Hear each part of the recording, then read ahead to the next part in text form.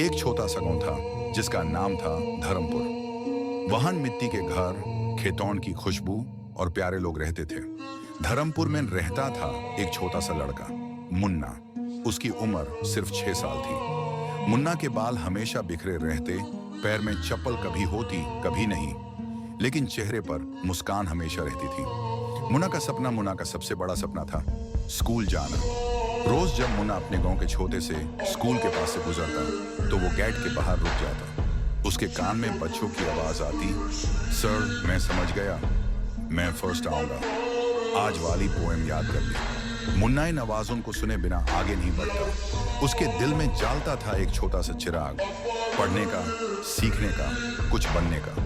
लेकिन घर में हाल बुरा था। मुन्ना के अब्बा मजदूर थे, माँ बीमार रहती थी।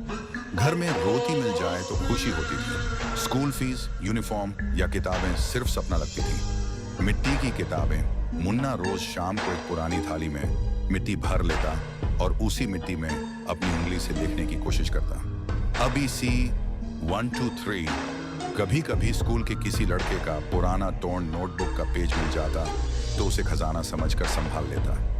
एक दिन गांव के स्कूल के प्रिंसिपल ने मुन्ना को देखा और पूछा, बेटा तुम स्कूल क्यों नहीं जाते? मुन्ना ने मुस्कुराकर कहा, मैं स्कूल तो नहीं जा सकता पर सीख तो सकता हूं ना। प्रिंसिपल साहब उसकी बात सुनकर कुछ पल खामोश रहे, फिर बोला, तुम कल से स्कूल आना, यूनिफॉर्म ना हो तो भी चलेगा, फीस की जरूरत नहीं। पहला दिन, पहला सपना मुन्ना का पहला दिन स्कूल में था। उसके पास बग नहीं था, सिर्फ एक रस्सी से बंधा पुराना नोटबुक और एक छोटी सी पेंसिल। लेकिन उसके चेहरे की रोशनी किसी शहर के स्कूल के टॉपर से कम नहीं थी। हर दिन वो सबसे ज्यादा मेहनत करता। टीचर्स उसे प्यार करने लगे, वो सबका फेवरेट बन गया। लेकिन फिर अंधेरियों का दिन एक दिन मुन्ना स्कूल नहीं आया। 2 दिन, 3 दिन, फिर पता चला कि मुन्ना की माँ की तबीयत बहुत खराब थी। अब्बा मजदूरी पर गए थे। मुन्ना माँ के पास था, भूखा थाका, लेकिन माँ का हाथ छोड़े बिना। छोटे से मुन्ना ने दिन रात माँ की देखभाल की, पर उसकी माँ जाने वाली थी। एक रात माँ ने कहा, मुन्ना तू डॉक्टर बनेगा ना, मुझे दवाई दे पाएगा?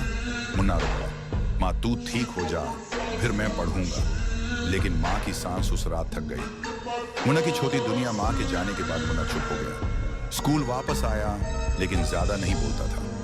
उसकी आंखों में बस एक खामोशी थी। एक दिन वो क्लास में गिर गया, भूख से, थकान से। उस दिन से मुन्ना कभी क्लास में नहीं आया। कहते हैं उसने स्कूल के बगल वाली छोटी सी बेंच पर बैठकर आखिरी बार लिखा था, माँ